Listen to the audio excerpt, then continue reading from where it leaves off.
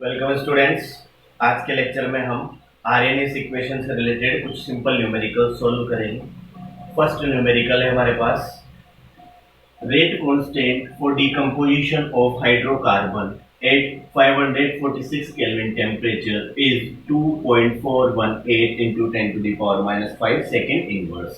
If the activation energy is 179.9 kilojoule per mole, then what will be the value of pre-exponential factor?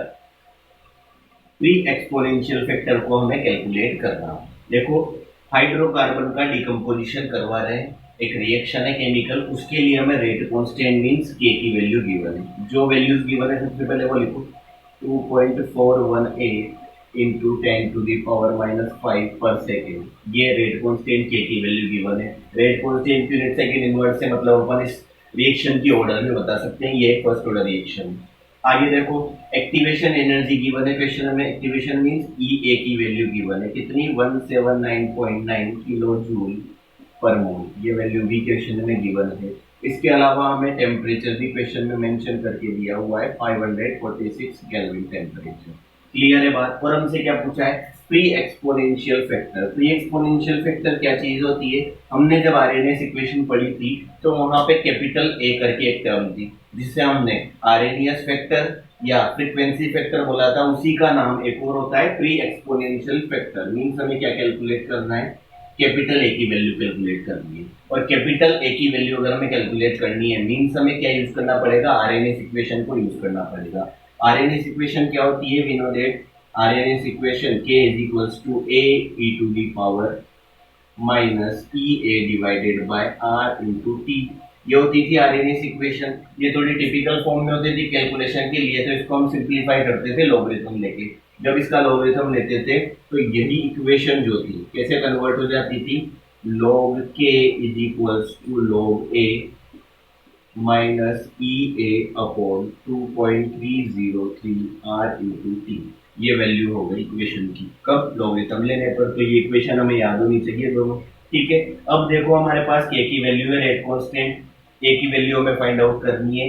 E A activation energy की value पता है, temperature की value भी पता है। और आर, आर क्या होता है? गैस कांस्टेंट, जिसकी वैल्यू हम जानते हैं। आर की वैल्यू कितनी होती है? 8.314 जूल पर मोल पर केल्विन। सारी वैल्यूज हमारे पास है। अगर अपन इक्वेशन में वैल्यू पुट करेंगे तो log ए की वैल्यू भागी भागी आ जाएगी, फिर उसका एंटी लॉग ले लेंगे तो क्या आ जाएगी हमारे पास, प्री एक्सपोनेंशियल फैक्टर ए की वैल्यू आ जाएगी। आ रही है बात समझ में? इस तरीके से अपन को क्वेश्चन में आगे बढ़ना है।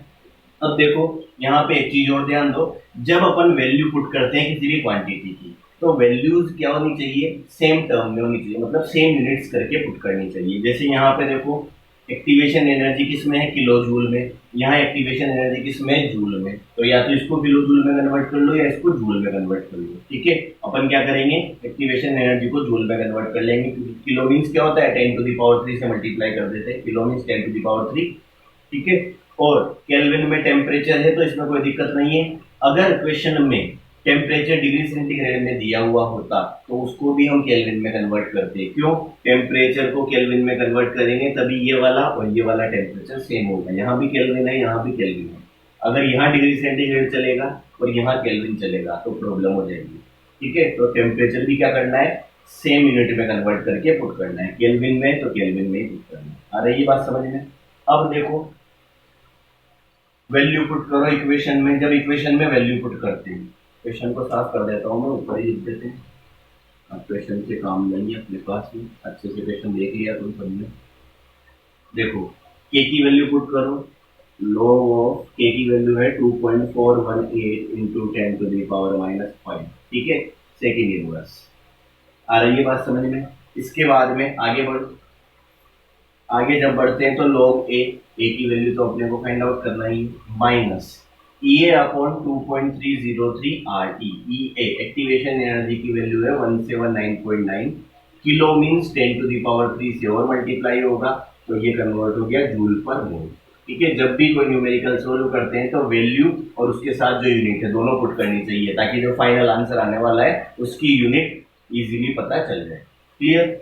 इसके बाद में देखो, अब 2.303 ये डिटीज है, इंटू आर की वैल्यू क्या है 8.314 जूल पर मोल पर केल्विन। ठीक है, इसके बाद में टेम्परेचर कितना है इनटू 546 केल्विन। अब देखो केल्विन से केल्विन कैंसिल हो गया, जूल से जूल भी कैंसिल, परमोल से परमोल भी कैंसिल हो गया। आ रही है बात समझ में? मतलब जो हमारे पास एक यूनिट आएगी वो सेकेंड इनवर्स में आएगी क्योंकि यही तो बचा है, और जो प्री एक्सपोनेंशियल फैक्टर होता है उसकी यूनिट रेट कांस्टेंट की यूनिट के इक्वल ही होती है, ये बात ध्यान रखना। ठीक है, अब देखो इसको अब मैथमेटिकल सोल्व करना है, सिंपली मैथमेटिक्स बची है और मैथमेटिक्स का सबका तरीका अपना अपना होता है। देखो इधर लॉगरिथम में हमें सोल्व करना आता है, यहाँ पे log m इंटू एन, इसको क्या लिख सकते हैं अपन, log m plus log n लिख सकते हैं। तो log of 2.418 plus log of 10 to the power -5। इसके अलावा ये जो टर्मिनल नेगेटिव में इसको भी इधर लेता हूं मैं, तो प्लस, और जब इसको सोल्व करते हो तो इसकी वैल्यू कितनी आती है 7.208। सोल्व कर लेना मैथमेटिकली। ठीक, और इधर क्या बचा हुआ है log ऑफ a। अब देखो आगे log 2.418, इसकी वैल्यू log की वैल्यू कैलकुलेट करना मैंने सिखाई हुई है। जब इसको सोल्व करोगे तो इसकी वैल्यू आएगी 0.3834 प्लस इसको देखो यहाँ पे जो पावर है वो आगे आ जाएगी तो -5 आगे आ जाएगा, और log 10 की यहाँ बेस 10 ही है तो log 10 की बेस 10 पे वैल्यू क्या होती है 1 होती है, और plus 17.208 is equals to log of 8। ठीक है, इसके बाद में अब इस सब को जब अपन सॉल्व करते हैं, ठीक, तो ये कितना आएगा मैं डायरेक्ट बता देता हूँ, 12.5934 आएगा। 12.5934 इज इक्वल्स टू क्या हो गया log ऑफ 8।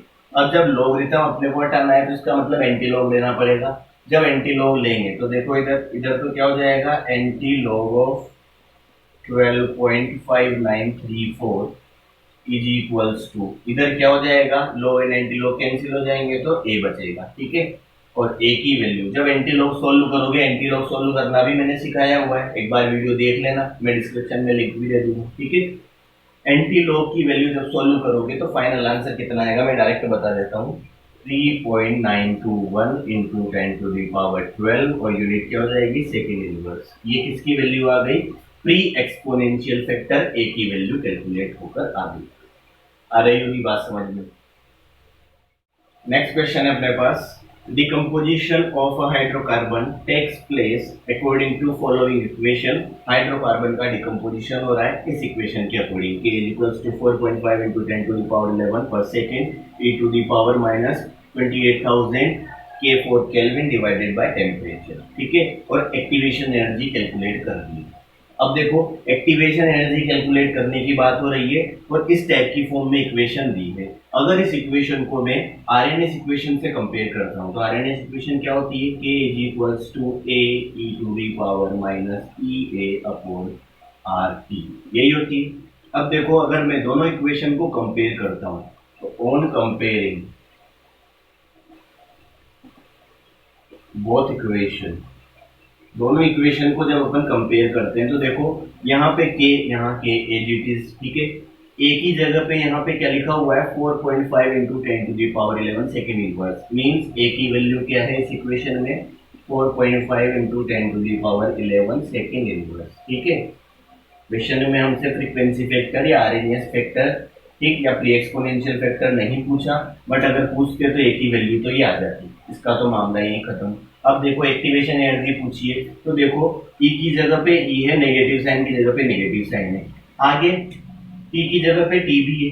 अब EA अपॉन R की जगह पे, EA अपॉन R की जगह पे यहाँ क्या लिखा हुआ है 28,000 लिखा हुआ है, टेम्परेचर की जगह तो टेम्परेचर है डिवाइड में, E की जगह पे E है, नेगेटिव साइन की जगह नेगेटिव है। अगर मैं कंपेयर करूं तो EA डिवाइडेड बाय R की जगह पे मुझे क्या लिखा हुआ मिल रहा है 28,000 केल्विन लिखा हुआ मिल रहा है। आ रही है बात समझ में? ठीक, अब अगर मैं एक्टिवेशन एनर्जी की वैल्यू कैलकुलेट करना चाहता हूँ तो activation energy EA is equals to 28,000 kelvin तो as it is into R को क्रॉस मल्टीप्लाई में ले जाऊँ। ठीक है, क्रॉस मल्टीप्लाई करूंगा तो R ऊपर चला जाएगा मल्टीप्लाई में। देखो इधर R की वैल्यू हम जानते हैं क्या होता है 8.314 जूल पर मोल पर केल्विन। आ रही है बात समझ में? इस केल्विन से केल्विन इनवर्स कट गया, क्लियर, केल्विन से केल्विन इनवर्स तो कैंसिल हो गया, जूल पर मोल यूनिट आएगी तो एक्टिवेशन एनर्जी की यूनिट जूल पर मोल होती है। अब देखो जब इसको मल्टीप्लाई करते हो तो इसकी जो वैल्यू आएगी वो कितनी आएगी, ये वैल्यू आएगी इतनी 2,32,792 जूल पर मोल। ये एक्टिवेशन एनर्जी आ गई। अब जनरली आंसर जो है वो किलो जूल की फॉर्म में दिया जाता है, तो किलो जूल की फॉर्म में कन्वर्ट करने में कोई दिक्कत नहीं है। इसको किलो में कन्वर्ट करना है तो 10⁻³ से डिवाइड करोगे। जैसे ही 10⁻³ से डिवाइड करोगे ये कैसे कन्वर्ट हो जाएगी, 232.792 किलो जूल पर मोल। ये क्या आ गई, एक्टिवेशन एनर्जी आ गई। आ रही है बात समझ में? तो बहुत सिंपल क्वेश्चन है, बस इस टाइप की इक्वेशन देते हैं घबरा जाते हैं बच्चे। ठीक, नेक्स्ट क्वेश्चन है, first order decomposition of H2O2 can be written as log K is equals to 14.34 minus 1.25 into 10⁴ Kelvin divided by temperature. Calculate activation energy. And next क्या कैलकुलेट करना है, at which temperature half life of reaction will be 256 minutes. H2O2 का first order decomposition हो रहा है और उस decomposition को मैथमेटिकली इस फॉर्म में लिखा गया है। इस फॉर्म में log K is equals to 14.34 minus 1.25 into 10⁴ Kelvin divided by temperature, इस फॉर्म में लिखा गया है। और हमसे क्या क्या पूछा है, एक तो एक्टिवेशन एनर्जी पूछी गई है और दूसरी क्या चीज पूछी गई है, किस टेम्परेचर पर रिएक्शन की हाफ लाइफ 256 मिनट्स हो जाएगी। सबसे पहला काम, जो भी वैल्यूज गिवन है उनको लिख लो फटाफट से। देखो क्या क्या चीज गिवन है, एक तो हमें टेम्परेचर नहीं, हाफ लाइफ गिवन है, कितनी हाफ लाइफ गिवन है अपने को 256 मिनट्स। ठीक है, उसके अलावा दूसरी चीज कुछ भी नहीं गिवन, मैथमेटिकल रिलेशन गिवन है। मैथमेटिकल रिलेशन एक बार लिख लेता हूं मैं, log K is equals to 14.34 minus 1.25 into 10⁴ Kelvin upon temperature। Clear? अब देखो अपने को एक्टिवेशन एनर्जी पूछी गई है और मैथमेटिकल रिलेशन गिवन है। जब देखो जब भी एक्टिवेशन एनर्जी की बात होती है तो आरएनएस इक्वेशन तो आएगी। अब आरएनएस इक्वेशन अपने पास दो फॉर्म में, एक तो एक्सपोनेंशियल फॉर्म में K is equals to a into the power minus e upon RT, और दूसरी जब अपन उसका लॉगरिथम लेते हैं। ठीक है, अब इस रिलेशन को देखते हुए कहीं भी एक्सपोनेंशियल तो दिख नहीं रहा, तो दूसरी जो फॉर्म है लॉगरिथम वाली, उसी फॉर्म को लिख के उसी से अपने को कंपेयर करना पड़ेगा, जैसे प्रीवियस क्वेश्चन में अपन ने कंपैरिजन किया था। देखो इधर अगर उस इक्वेशन को मैं लिखता हूँ एक बार, तो क्या है, log K is equals to log A minus EA divided by 2.303 R into T। अब जब कंपेयर करता हूँ दोनों इक्वेशन को तो log K तो दोनों जगह सेम है। log ऑफ A की जगह क्या है 14.34, log A की जगह क्या वैल्यू है, log A की जगह है 14.34। तो अगर क्वेश्चन में अपने को प्री एक्सपोनेंशियल फैक्टर या फ्रीक्वेंसी फैक्टर आरएनएस फैक्टर की वैल्यू पूछी जाती तो यहाँ से एंटी लॉग निकालते और अपन एक ही वैल्यू बता देते, पर पूछा ही नहीं है। ठीक, इसके बाद में देखो आगे चलो, नेगेटिव साइन सेम है, 1/t यहाँ पे 1/t और EA अपॉन 2.303 R की जगह पे, इस पूरी वैल्यू की जगह पे यहाँ क्या लिखा हुआ है 1.25 into 10⁴ केल्विन। इसका मतलब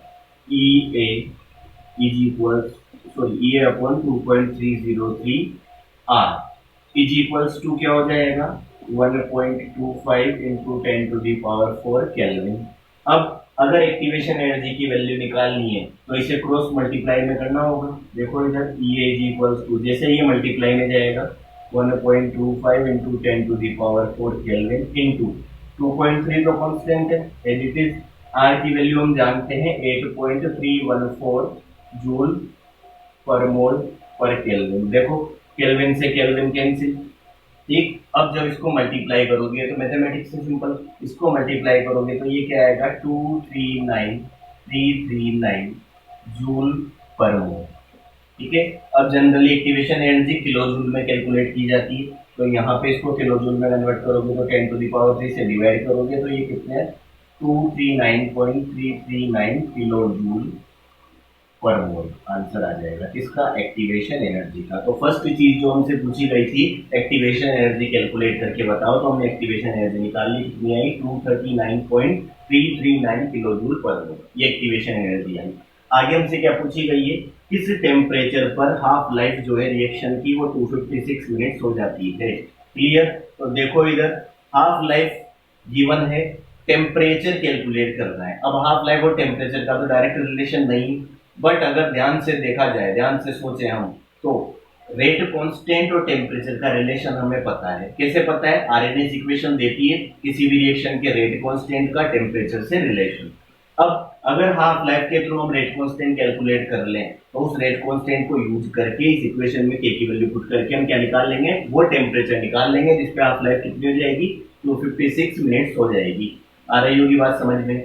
अब देखो टेम्परेचर सॉरी हाफ लाइफ से रेट कांस्टेंट कैसे कैलकुलेट करें? तो उसके लिए इक्वेशन में एक वर्ड मेंशन है फर्स्ट ऑर्डर डिकम्पोजिशन। मींस ये रिएक्शन जो है, ये डिकम्पोजिशन रिएक्शन जो है वो फर्स्ट ऑर्डर रिएक्शन है। और फर्स्ट ऑर्डर रिएक्शन के लिए हम एक रिलेशन जानते हैं, हम क्या तुम भी जानते होंगे फर्स्ट ऑर्डर के लिए। तो ये सबसे सिंपल फॉर्मूला है पूरी काइनेटिक्स में। ठीक, बस स्किप हो जाता है क्वेश्चन करते टाइम पे। कौन सा formula? P half is equals to 0.693 divided by K। इससे सिंपल फॉर्मूला कोई सा भी नहीं। हाफ लाइफ फर्स्ट ऑर्डर के लिए गिवन है 256, तो रेट कांस्टेंट आ जाएगा। देखो इधर अगर हाफ लाइफ 256 में पुट करता हूँ 0.693 it is divided by K। यहाँ से अगर मैं इसे सोल्व करता हूँ तो देखो इधर K की वैल्यू कितनी आएगी? K इधर आ जाएगा क्रॉस मल्टीप्लाई के थ्रू और ये कहाँ चला जाएगा? डिवाइड में। तो K इज इक्वल्स टू हो जाएगा 0.693 डिवाइडेड बाय 256। क्लियर है वहाँ? जब इसे सोल्व करोगे, ठीक, अब सोल्व तुम करते रहना, मैं तो डायरेक्ट आंसर बताऊंगा कितना आएगा। जब इसे सोल्व करोगे तो ये आएगा 4.51 into 10 to the power minus 5। ठीक है, और यूनिट टेम्परेचर सॉरी टाइम किस में था? मिनट में। तो इसकी यूनिट क्या हो जाएगी? Minute inverse. ठीक है, ये क्या आ गया अपने पास? Rate constant. के की वैल्यू अपने पास है। ठीक है, इसके बाद में वो जो मैथमेटिकल रिलेशन अपने को क्वेश्चन में गिवन है, कौन सा रिलेशन था? ये रिलेशन था log k is equals to 14.34 minus 1.25 into 10 to the power 4 upon temperature। इसमें अगर मैं k की वैल्यू पुट करता हूं तो टेम्परेचर आ जाएगा। ठीक, तो देखो वैल्यू पुट करो। log ऑफ k की वैल्यू कितनी आई? 4.51 into 10 to the power minus 5 is equals to 14.34 minus 1.25 into 10 to the power 4 Kelvin upon temperature। Temperature अपने को फाइंड आउट करना है, यही अपना एम। देखो इधर log m इंटू एन, क्या लिख सकते हैं? log m plus log n, बहुत बार ये फॉर्मूला आ चुका है। तो log of 4.51 plus log 10 to the power minus 5 is equals to ये कितना है? 14.34 माइनस ये अपने आप चल ही रहा है।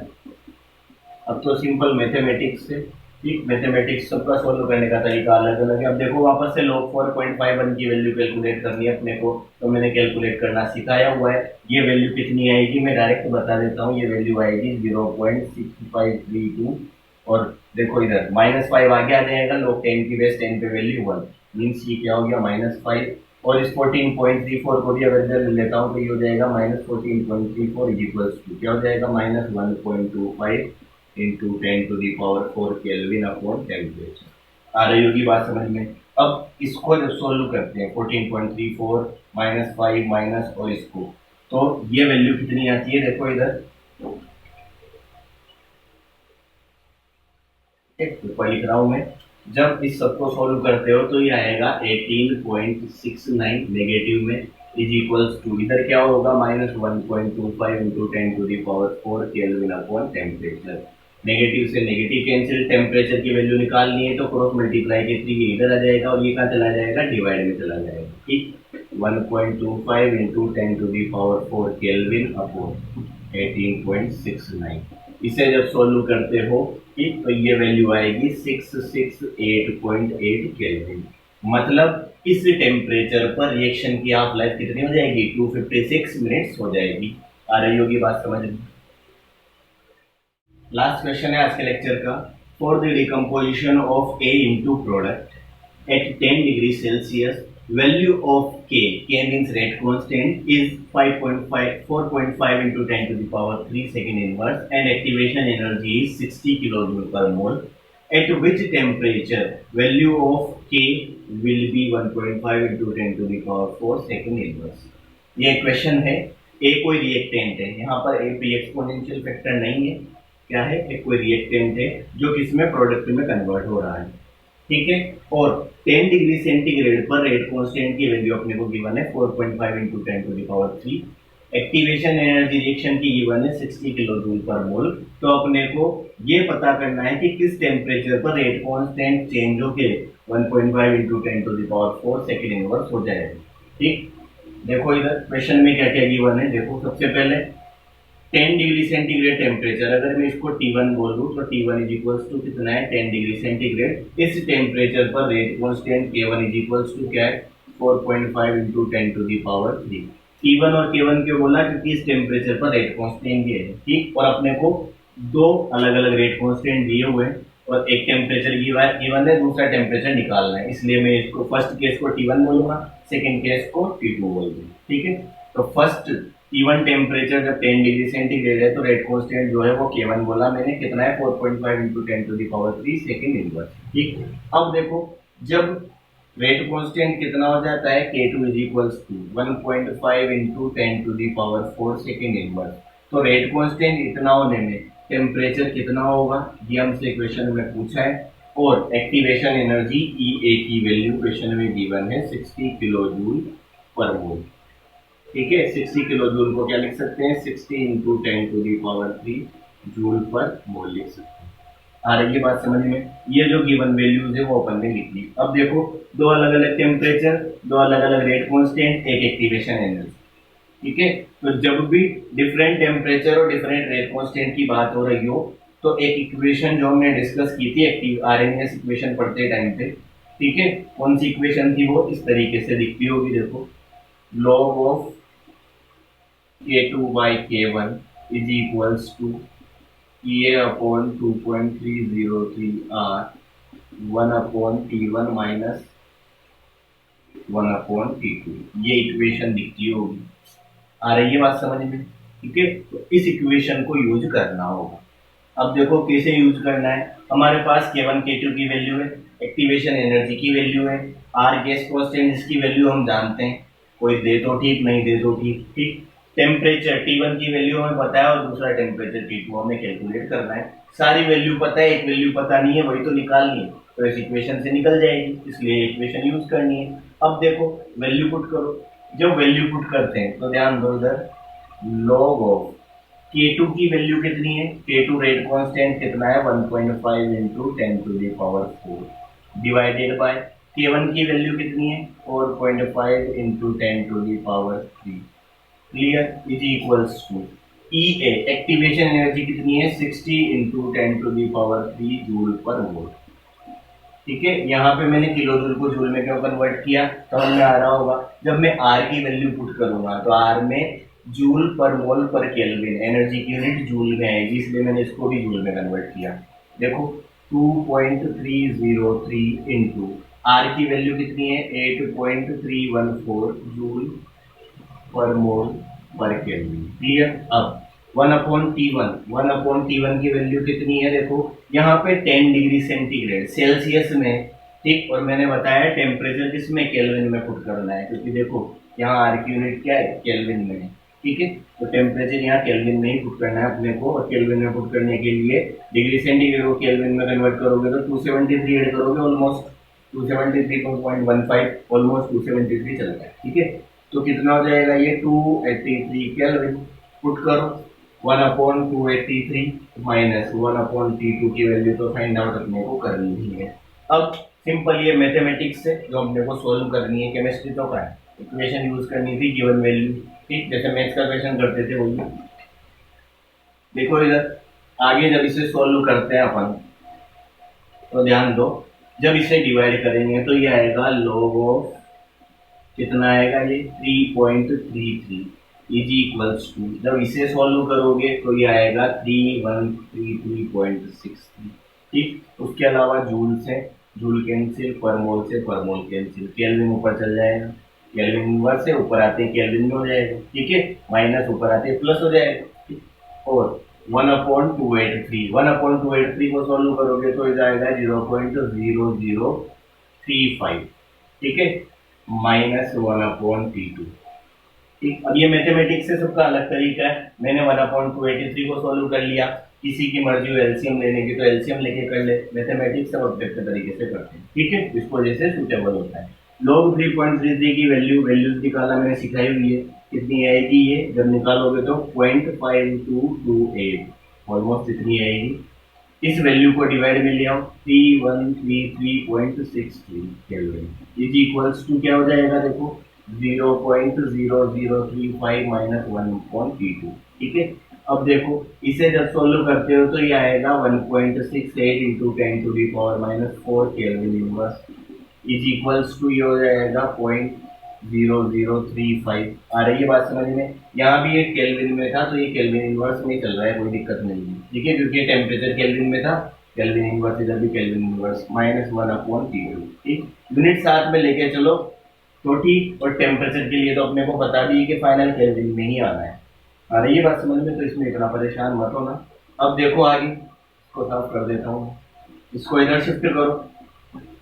ठीक है, तो जैसे ही इसको इधर शिफ्ट करोगे ये हो जाएगा 1.68 into 10⁻⁻⁴ kelvin inverse minus 0.0035 is equals to minus के 1/T2।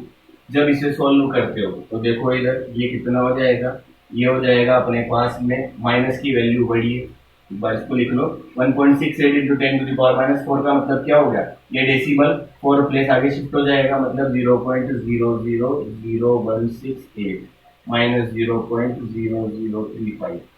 ठीक है, ये चलेगा kelvin inverse is equals to minus के 1/T2। अब देखो जब इसे सोल्व करोगे तो ये वैल्यू आएगी माइनस के 0.003366। ठीक है, और इज इक्वल्स टू माइनस के 1/T2। नेगेटिव से negative sign cancel, cross multiply जब करोगे, ठीक है, तो क्रॉस मल्टीप्लाई के through T2 is equals to कितना हो जाएगा 1/0.0033366 केल्विन इनवर्स। केल्विन ऊपर चला जाएगा तो पॉजिटिव हो जाएगा, जब ये सोल्व करोगे तो ये ऑलमोस्ट कितना हो जाएगा 297 केल्विन। ठीक, तो टेम्परेचर कितना आ गया अपना 297 केल्विन। अगर टेम्परेचर 297 केल्विन होगा तो इस टेम्परेचर पर रेट कांस्टेंट कितना हो जाएगा 1.5 इंटू 10⁴ पर सेकेंड। आ रही है बात समझ में? अब ये चीज तो मैथमेटिक्स थी, मैथमेटिक्स सबका अपना अपना तरीका होता है, बाकी क्वेश्चन समझ में आ गया होगा।